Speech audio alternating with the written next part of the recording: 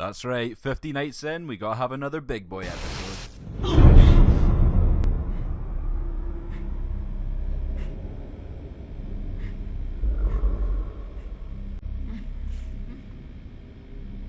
Hello, Amanda. You don't know me, but I know you. I want to play a game. I truly think 2004 may be one of the worst years for modern Western horror cinema on record. There was just nothing standout about the year. We got a decently received remake with Dawn of the Dead, and at a push you could argue Shaun of the Dead was great for horror that year, but other than that, there's just nothing.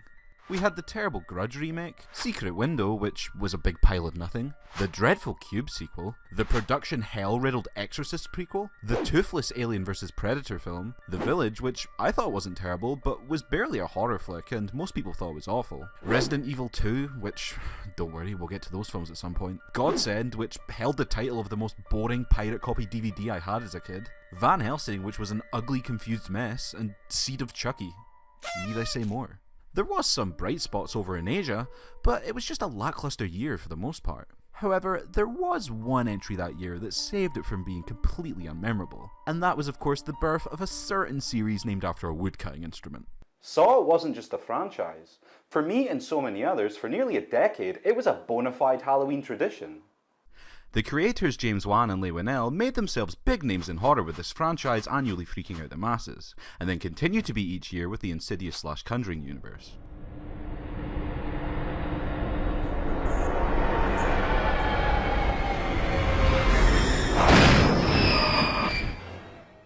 The plot involves two men, Adam and Lawrence, who wake up in a rundown bathroom. In the middle of the room is a dead body. They're chained to pipes, have been given handsaws, and have no clue how they got there. We learn they're the latest victims of the unseen Jigsaw Killer, a serial murderer who kidnaps people and forces them through sick games to test their will to live.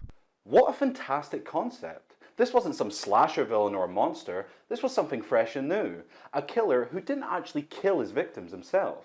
Instead, the victims are the ones who kill themselves when they fail the game. Although it's debatable, since clamping a death machine with a timer to someone's head I'm guessing tends to be classified as attempted murder at least. We get an insight into how he goes about choosing victims, setting up his tests, and we also follow a detective hell-bent on bringing him to justice. Other films in the past have done something similar, like The Abominable Dr. Phibes and even Cube to an extent, but it's the ideology of Saw that sets it apart. What makes Jigsaw such a fascinating villain is that he's not doing these traps for his own sick pleasure, revenge, or because he has some insane urge to. Through the tapes he leaves, we come to understand that he sees himself as a righteous saviour for these people. He doesn't want you to fail, he wants you to succeed and grow in appreciation for the life you've been given. For instance, he takes a man who portrays himself as suicidal for attention, and in his test, Jigsaw suggests that if he really wants to die, he just has to stay where he is. But if he wants out, then he'll have to cut himself again more severely.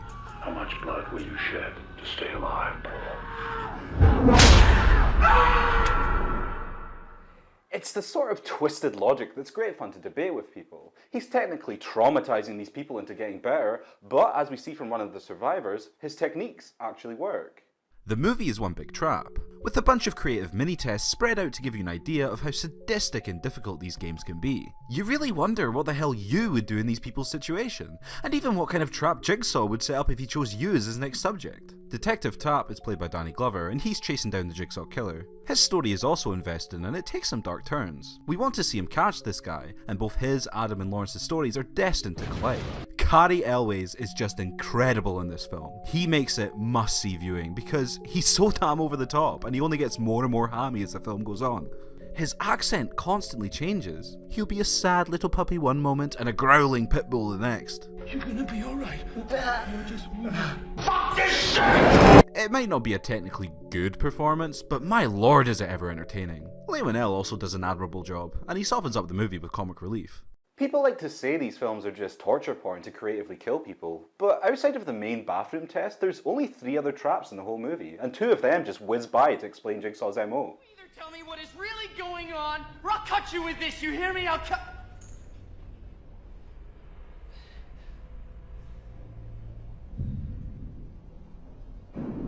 What? It's a two-way mirror. What makes the film work so much is how well paced the unravelling of secrets are. It's a lot of fun playing the game along with Lawrence and Adam, seeing all the little hints and clues spread about and trying to piece it together. It all feels natural too. They try different things and discover stuff they probably weren't meant to find, adding to the DIY feel of Jigsaw's approach. All the while, it's still a really chilling idea. The movie has a lot of genuinely scary, tense moments. That shot of the guy hiding in the little girl's closet? That's terrifying. The visual style is part of what made it so famous. Everything is so decayed and lifeless. Aside from Lawrence's home, all the buildings are decrepit and run down, rusted and look like they could collapse from a slight breeze. It's a dirty looking movie and has an atmosphere all its own. Then there's the montage edits. Whenever there's a trap, the film seizures and goes into a fast motion. It induces panic and makes you feel how unsettling and desperate the situation is. I've never really cared for this technique, but it works fine and it has a ton of fans. The ending? Good God, it's one of the best climaxes you can have for a film. It's beautifully set up and leaves your jaw hanging. It's such an incredible twist. It's genuinely mind-blowing. I wish I could erase my mind and experience it again. And it's all set to that now famous Hello Zep theme that every Saw film usually ends on.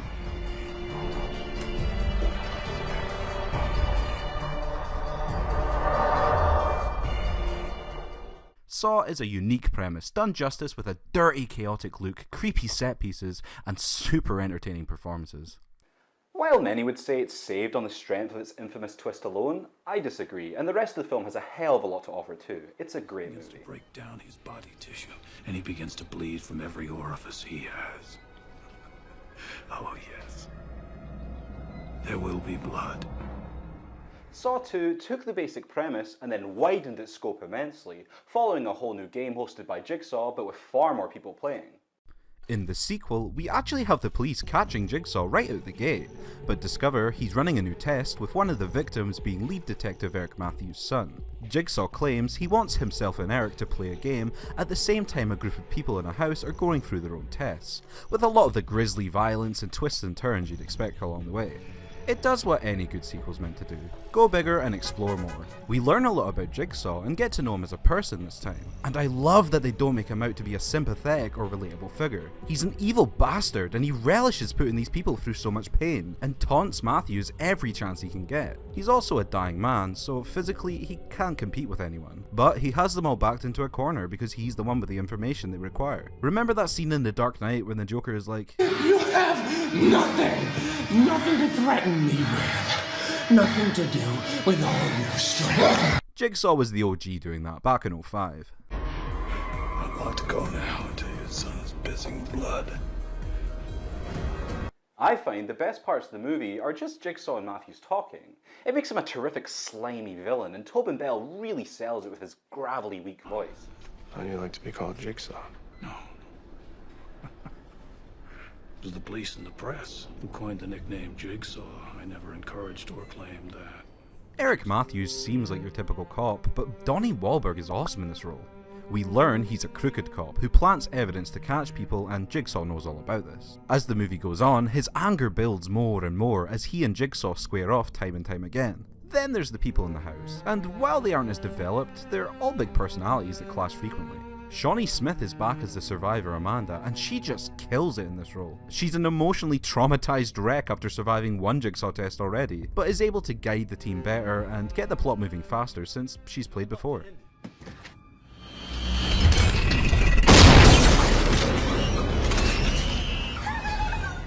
The traps do get a little gimmicky here, but it's the same as the first film. There's one big trap, the house to solve, plus some mini challenges that are specific to each person. They stay firmly rooted in that run-down, grimy fashion as the first film's traps, where they're simple and mechanical, but effective. A highlight for me is when a character has to jump into a pit of dirty surgery needles. That's so cruel, and it really makes your skin crawl with how real it looks. The puzzles are just as well written and fun as in the first one, with Jigsaw's cunning wordplay coming back into it again. There's a bunch of aha moments, and the movie clips along at a great pace. The twist at the end is also terrific. In my opinion, it rivals the first film because it's like 4 twists in one, and it's set up just as well as Saw 1's surprise ending. Once again, I was genuinely stunned when everything gets revealed to Hello Zeb. It's just such a rousing finale. And going back to the bathroom from the first film was just an awesome bit of fanservice.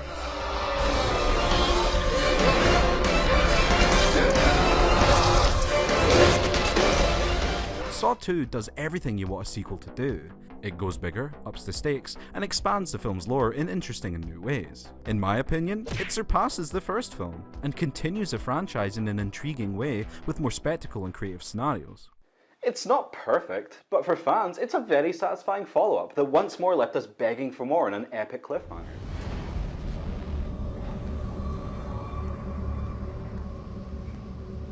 Hello, Carrie. I want to play a game. Saw 3, to many, felt like it was going to be the end of the franchise, and that felt right. Really, beyond more creative death traps, there wasn't much new territory they could explore with this concept.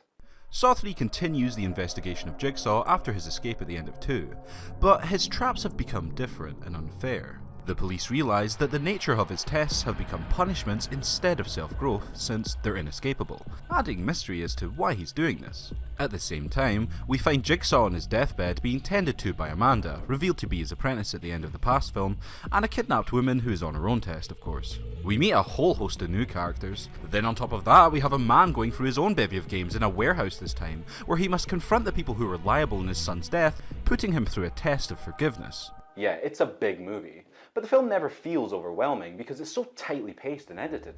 He is. He chose you. Not me. Amanda. The acting is probably the best in the series here. Shawnee Smith is a fantastic villain. She's so deranged and unpredictable that she makes every scene she's in that much more nerve-wracking.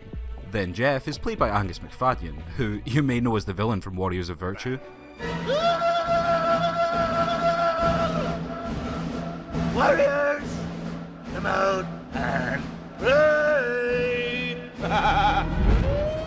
He's a ball of anger and sadness. His emotional performance helps elevate his character, which, to be honest, is nothing special. Tobin Bell is fine as Jigsaw here, but the man is near death, so has lost a lot of his threatening stature. That's why we have Amanda. Jigsaw is over, and this is his curtain call.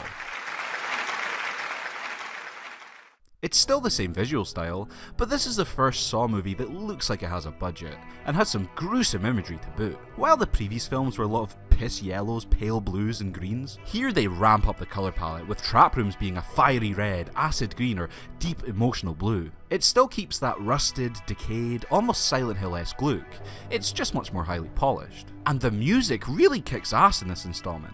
When the pig vat trap fires up and the camera sweeps across the blades and metal riffs start grunging, it gets your blood pumping. What's that sound?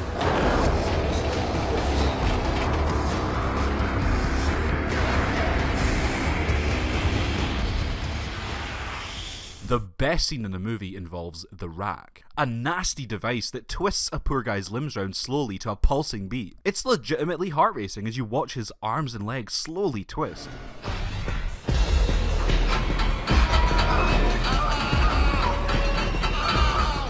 Jeff's dilemma involving forgiving these people or letting them die also keeps you on the edge of your seat, because he really could just sit back while these people expire. After all, they killed his son. This is my boy!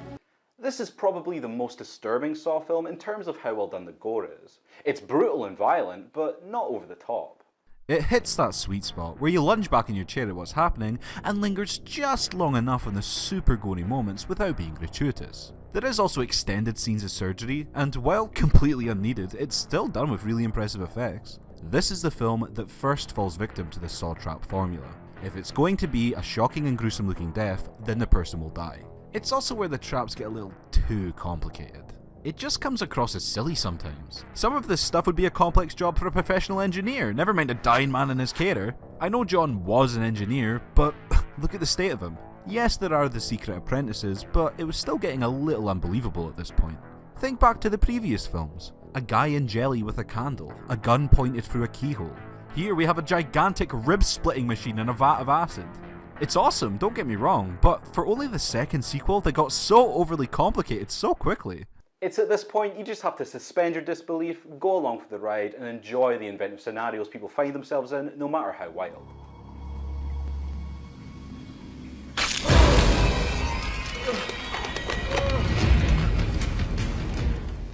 While a trap the size of a house in number 2 is pushing it, it was at least enough to make us believe maybe he was able to make the house sealed, and the traps themselves were small and DIY enough to help sell the believability. Here, it's a whole warehouse. Hell, it may as well be a factory. There's an entire pig blending machine and a furnace that's massive in just one area. The film also contains a ton of unneeded flashbacks. We really don't need to see Amanda going through her test all over again just with Jigsaw setting up. I will give the film credit, it doesn't hold back in shocking you with who dies at the end. It's pretty bold with killing off major characters. And they stay dead, there's no movie magic to bring them back.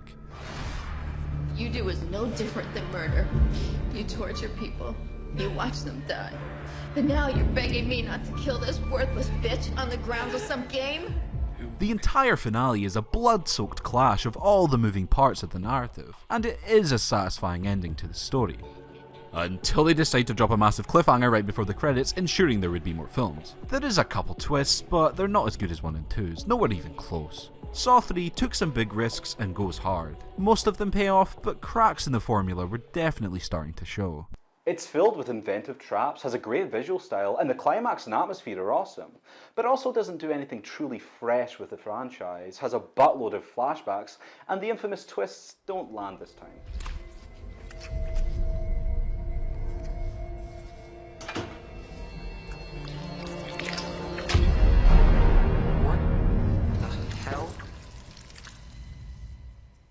After Saw 3 left pretty much every main character dead, but with a cliffhanger, I was really intrigued to see where the hell it would go next. The film this time follows one of the last detectives in the game, Rig, as he must undertake a series of his own tests to save the life of his 2 colleagues, Detective Hoffman and Eric Matthews, who's revealed to have survived his encounter with Amanda from Saw 2. We also get introduced to Agent Stram in this movie. He's the most intelligent person we've met since Kerry died, and he sniffs out that there's a secret apprentice of Jigsaw who wasn't Amanda. Saw 4 actually gets off to a good start. It begins with Jigsaw's autopsy, revealing that tape he swallowed in 3 to set up his final test. We also get a decent trap just before the title screen, with one guy who's blinded and another who can't speak.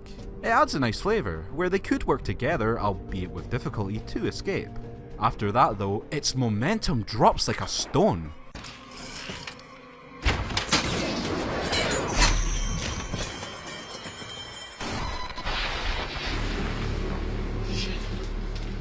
Hello, Officer Rick. Welcome to your rebirth. Rig just isn't an interesting character. He never was. He's a good cop who wants justice, but beyond that we barely get to know him. When he goes on his tests too, the people he encounters are all designed to die so obviously that there's barely any suspense. They're all awful people, so them dying isn't sympathetic either. Stram adds some spice into the mix, but he's not enough to save the movie. But his investigation never really musters up much more than an eyebrow raise here or there, and that's only because you want to know who the secret apprentice is. Jigsaw's ex-wife is also back, but she's a non-element and not super important yet. But it all leads to one question. What about the cliffhanger at the end of 3? Yeah! Saw 3 ended with Jeff failing his test, killing Jigsaw and being told he'd have to play a new game to save his daughter. But Jeff and his test aren't the focus, it's such a disappointment. I remember so much outcry from this back in the day. Instead, he's basically a cameo, and he gets killed within minutes from when we left him at the finale of 3. We never even get a chance to see what the final test Jigsaw had in mind for him was, as his daughter is eventually saved off screen by Hoffman. What a waste!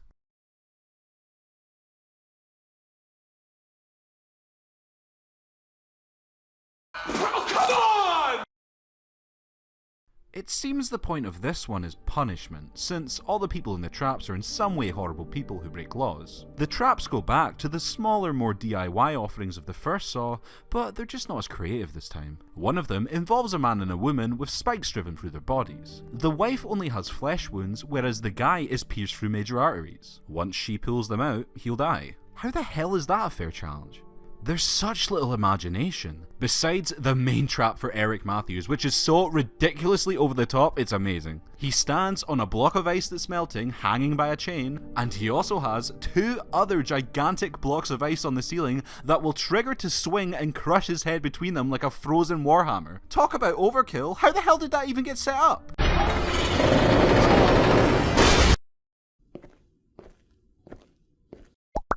This is also a candidate for the most boring looking Saw film. Beyond a red light for one trap, everything is just brown and grey blandness.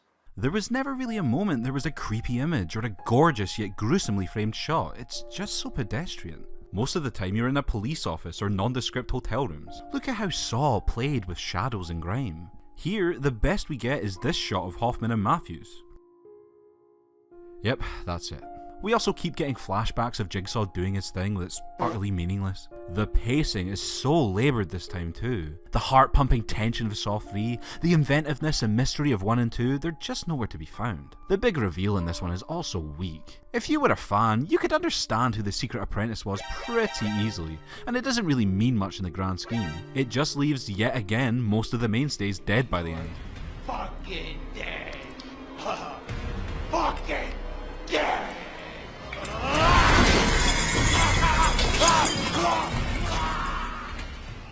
Saw 4 is the beginning of the downward spiral for the franchise. It does nothing new or interesting, and beyond a couple of decent moments, it feels stuck in the mud, and being honest, it's kinda boring. Nothing memorably bad or good, just a filler installment.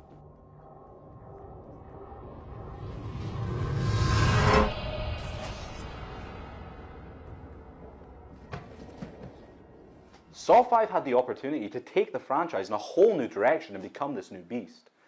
But as fans will know, the series hit rock bottom. With Hoffman revealed to be the secret apprentice, it seemed like the franchise could evolve with him becoming the new Jigsaw killer and Detective Strahm hunting him down. Kinda like in Death Note when Kira chooses a successor. At first, it seems to be going that way. After all, they're the only two main characters still in the game besides Jigsaw's wife. Tobin Bell was a great villain, but there was no need to keep him around beyond maybe his voice for the videotapes. Focusing on Hoffman continuing his work while also being part of the investigation could have been a really interesting plotline with a lot of suspense. But the franchise just couldn't let Tobin Bell rest in peace. There's never any real interaction between Hoffman or Strahm till the very end. Nowhere do they cross paths or have Strahm nearly catch him. It's all just stretched out showing Strahm slowly piecing together the puzzle while Hoffman does his latest traps. It's such a wasted opportunity. Involved in every investigation.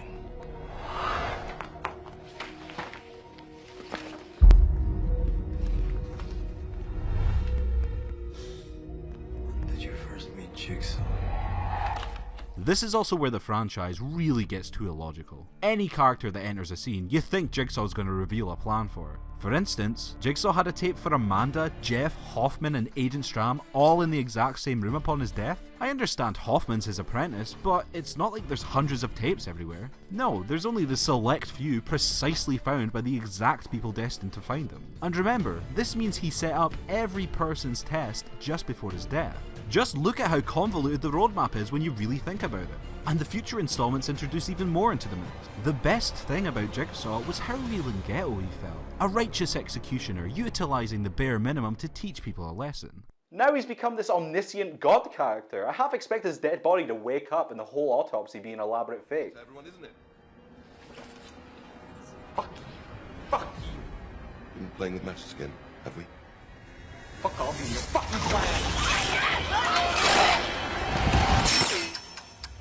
The big group of people trapped in the main test is the worst part of the film. Characters won't say stuff just because the script says they won't. And the premise is so easy to understand how to survive, it just makes them all look like complete idiots. Look at this one. They need keys to get into bunkers to escape a bomb blast. Think there might be enough room for more than one person in there? It's never gripping. You're just watching people argue their way through really underwhelming traps. There's so little inventiveness here, and every single trap ends with someone dying. Besides the first one, which falls under the Saw formula. It also has the most schlocky acting of the series so far. I mean, this is stuff these folks definitely won't be putting on their CVs.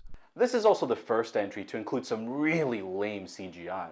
I mean, it was present in the previous ones, but it was used sparingly and was combined with great practical effects. Here, it's so blatant and cheap. Let's go. No. You're not done yet.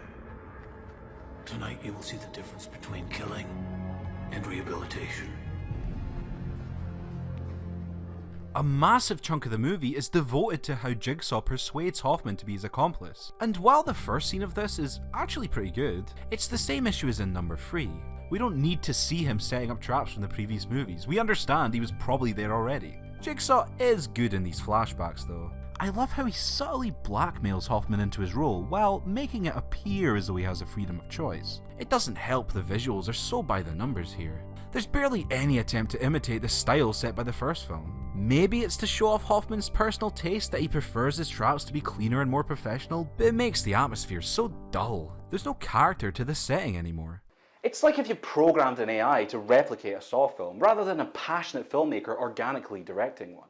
There's just too many leaps of disbelief this time round. It becomes near incomprehensible. The big twist in the middle you'll have sussed out 20 minutes in. It's just about how they could get through the traps intact. Then the climax's twist could have been good, but the setup is so clumsy and convoluted that it's hard to really understand how it was pulled off. It does end on the best trap of the film at least.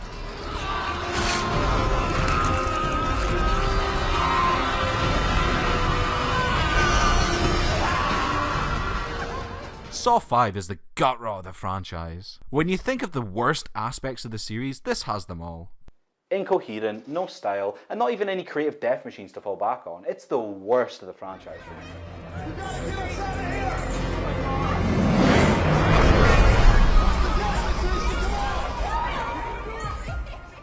Who would have thought the fifth sequel in a series that had declined in quality over the previous three would turn out to be one of its best entries? I mean it! Saw 6 came out of nowhere with little fanfare and the lowest box office takings for the franchise to, in my opinion, beat the odds and actually be a return to form. This one follows a health insurance executive named Williams and his firm's associates going through a variety of tests made by Hoffman. All the while, Hoffman avoids the FBI and Jigsaw's ex-wife Jill undertakes the test she was given at the end of 5. The atmosphere is such an improvement. This is the directorial debut of Kevin Guttrout. Kevin Guttrout? Guttrout? I have no clue how to say his name, sorry. Who edited the first 5 movies. And you can tell he understands what makes a Saw film. The style is back to the frenzied, panic-stricken style the first 3 films made famous. And the music is once more a driving force behind the mood. The colour palette goes through the whole rainbow, starting gloomy and dark and then erupting into a fiery orange. It's the classic aged industrial look we know and love. Let the game begin.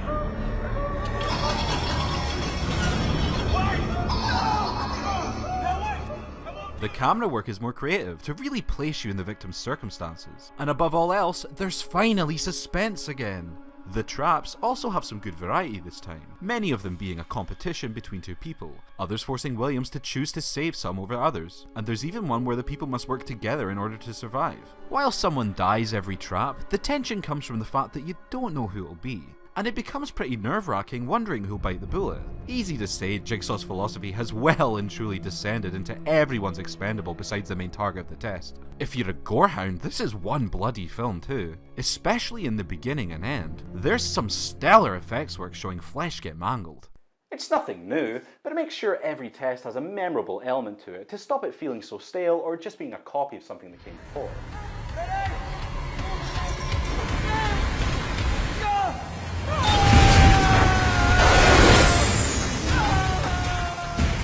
The carousel trap is probably my favourite because it's so damn intense. You really don't know who the hell the people he's going to save are going to be. And all the actors really sell how dire the situation is. Williams can only choose 2 people to live and everyone there knows it. They turn on each other, they beg and plead. It's one of the best tests in the franchise. When he uses his 2 choices up, the final person has to go round the full thing with the knowledge they're going to die. It's a chilling moment.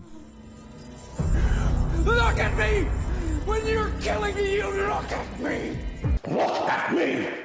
Williams feels a lot like Dr. Lawrence from the first film, only it's a real personal beef with John. He's the insurance executive responsible for denying John's coverage when he got cancer, and the tests aim to force him to confront the impact his actions have. While before he could sit behind a desk and give people care or not, then watch people wander off to their tragedy, here he's the one directly holding on to many people's lives, and should he choose so, has to watch them brutally die in front of his eyes. It's a nice wee lesson in ignorance and humanity. But it has to be said, yet another test Jigsaw had planned out for the future with many participants and huge elaborate traps inside a disused zoo? Believability, thy name is Saw. One aspect I really dig is how Hoffman isn't on Jigsaw's level. When he goes to visit a victim who survives one of his games, she pretty explicitly states that she never learned anything from the test and instead just ended up disfigured for her troubles. You get the idea that Hoffman is going through a crisis of faith with the Jigsaw ideology. Dead right now. There it is. Right now, you're feeling helpless.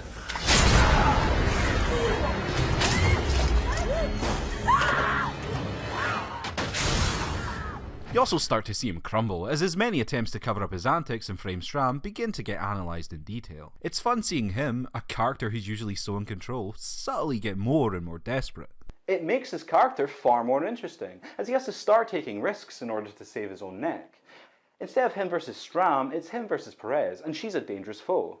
This is what Saw 5 should have been. A quiet but suspenseful game between Hoffman and the detective chasing him. Only 6 utilises all the silly illogical twists that film chose to do for its own advantage, and makes it a much more tense chess battle. Then you have Jill, who's become a major player in the game too, carrying out John's last wish. There's so many moving parts, and it makes the film trot along at a great pace as everything collides spectacularly. It's not all good though. For instance, while the trap where the two guys have to hold their breath in a standoff is good, I think it would have been more effective if it was dead silence, then a sudden rush of panic and violence, rather than filling the void with these whooshes and noises.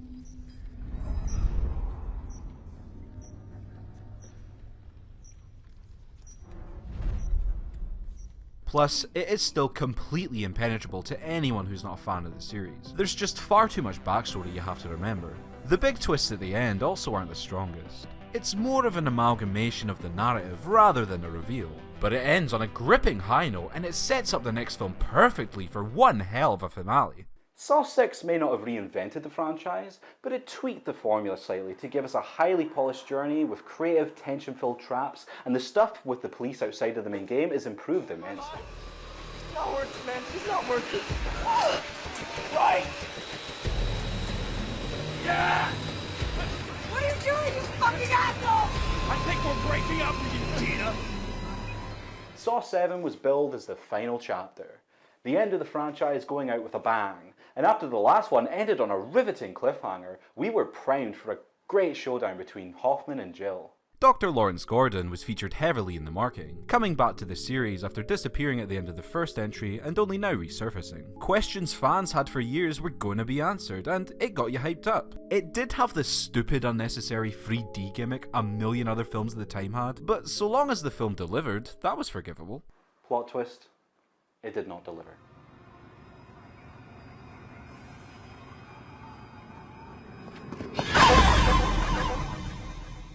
It's difficult to describe, but this doesn't feel like a Saw film. It's so strange because they got Kevin back for the finale, but it's a bewildering downgrade. This one, as you'd expect, follows Hoffman coming for revenge against Jill when her plan to kill him fails, while at the same time following a guy trying to become a celebrity by selling his story of how he beat Jigsaw, getting put through a series of tests after lying about surviving one of Jigsaw's own traps. It's by far the most violent in the franchise, and if you're a gorehound, then you'll be in love because people get utterly wrecked in this movie in devastating ways. Only it's completely unrealistic now. It was reported that there was 25 gallons of blood pumped out on set, and you can tell, it gushes out at a crazy rate. However, in one of the worst choices I've ever seen in a horror film, they decided to make all the blood pink. And I don't mean a bit off, I mean bright bubblegum pink.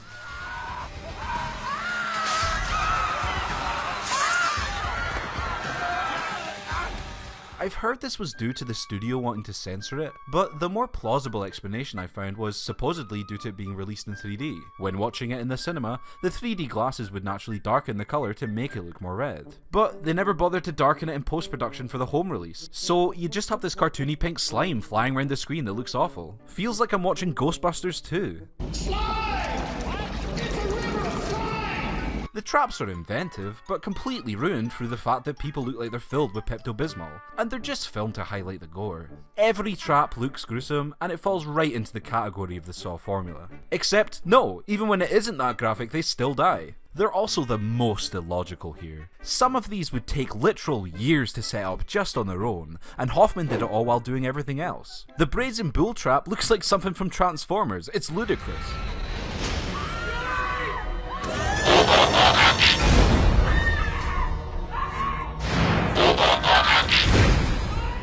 The editing is awful. All the brilliant pairing with the audio from number 6 and focus on nail-biting suspense is gone. And the film just wings traps at you like crazy. There's a trap, someone's violently killed, repeat. There's just no style, no atmosphere. It feels like any other horror film you could find in a bargain bin.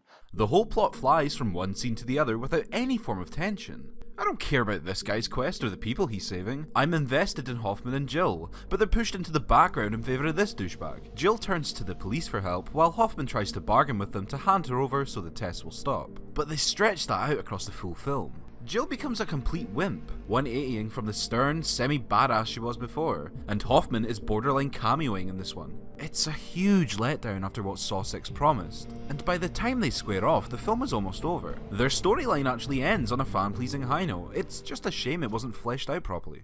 The acting is also horrific this time round. I mean, really unbelievable.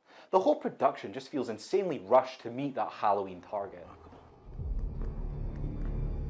If not a little perverse. I'm sure I speak for everyone here when I say how grateful we are. The reason for Dr. Lawrence's return for his 5 minutes of screen time? Take a wild guess. Yeah, he's a secret apprentice of Jigsaw, kept hidden even from Hoffman. How fucking predictable. Good God! So we've had Jigsaw, then Amanda, who bought into his ideology and became an apprentice, Hoffman, who he blackmailed into becoming one and eventually grew loyal, then Jill was revealed to be in on the scam, performing his bidding, and now we have Dr. Gordon revealing himself as an accomplice, and he has 2 helpers with him. If you want to go deeper, the 2 Saw video games, which are considered canon, have 2 other apprentices that Detective Tapp and his son have to confront, and they also imply that Michael Tapp may have become an apprentice himself by the end. It's ludicrous. This all started with one man on a personal crusade against certain people who didn't value life. Now it's this ever-growing underground cult. By Saw 13, I half expect there to be a church of Jigsaw with half the world devoted to his teachings. At least we finally get to see the reverse bear trap finally kill someone. And I will admit, the very end is satisfying, seeing Hoffman's prestige finally catch up to him. But this is hollow praise.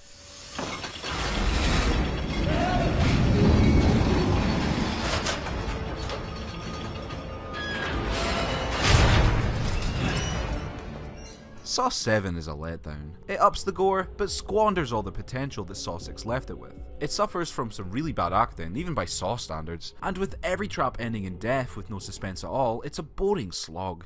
I understand there's these semi-spiritual successors, sequels called Jigsaw and Spiral, and maybe I'll go over them in the future, but for now I just wanted to focus on the original 7 movies that I grew up with and looked forward to every year.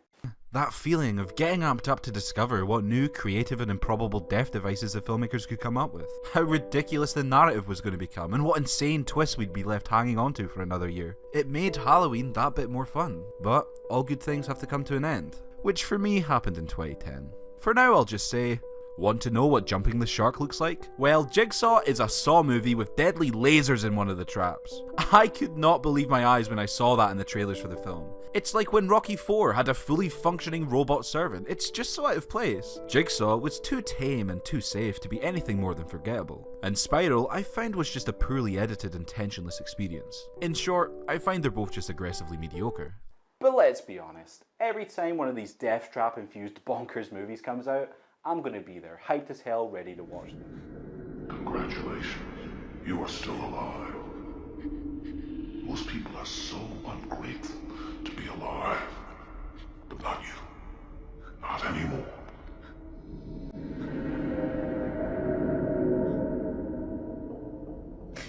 You are, in fact, a drug addict.